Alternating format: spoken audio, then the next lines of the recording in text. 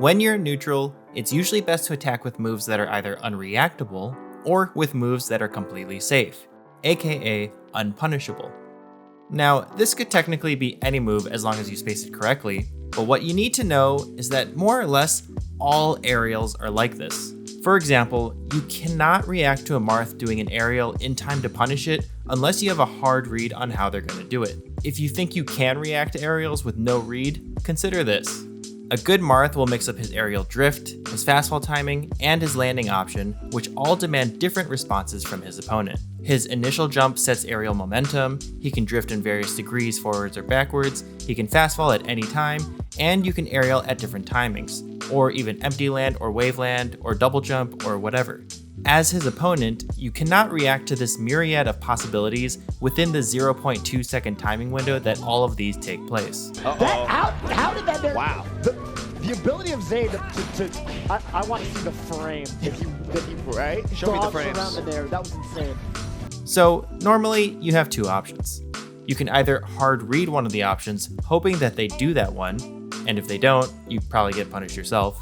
Or you can choose to avoid punishing the aerial and find other ways to land a hit, which is fine, but if you're never punishing aerials, that's gonna be a problem. But here's the secret third option. You can do what I do, which is whiff punish the aerial with a bait.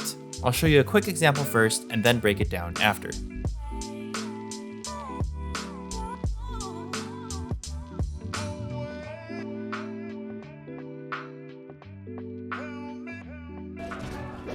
There must just be there's just so much pressure. I don't understand. For sure. There's too much on the line, Scar. That Nair Mango's doing. So here, Marth does an aerial, and Fox decides to whiff punish it with his own aerial.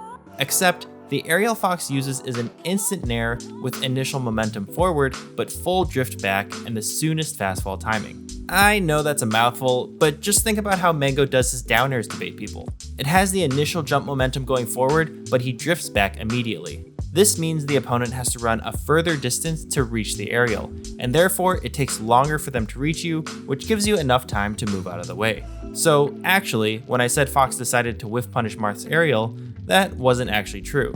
He never had any intention of whiff punishing the aerial. He simply used a bait to get a different kind of opening later. This way, you don't have to hard punish any attack. You can either be late to the punish or be at the quote-unquote wrong spacing, and it's okay because you're still safe. There's another way to think about this, and I think this is how most pros do this technique. It turns it into a more intuitive technique, but basically they go to punish their opponent's aerial, and then if they realize halfway through that they aren't going to get there in time, they react by doing their own bait.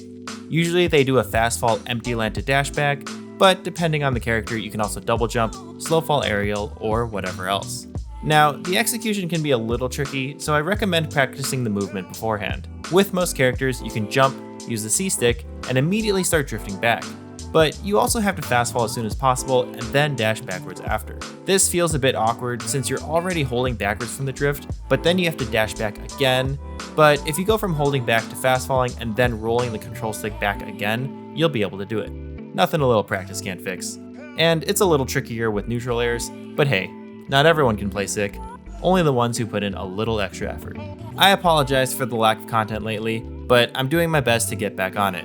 If you do like the videos, leaving a comment or making sure you're subscribed does help us out. And of course, if you haven't already, check out Epiphany City, which was one of the 20 indie games selected for PAX's showcase recently.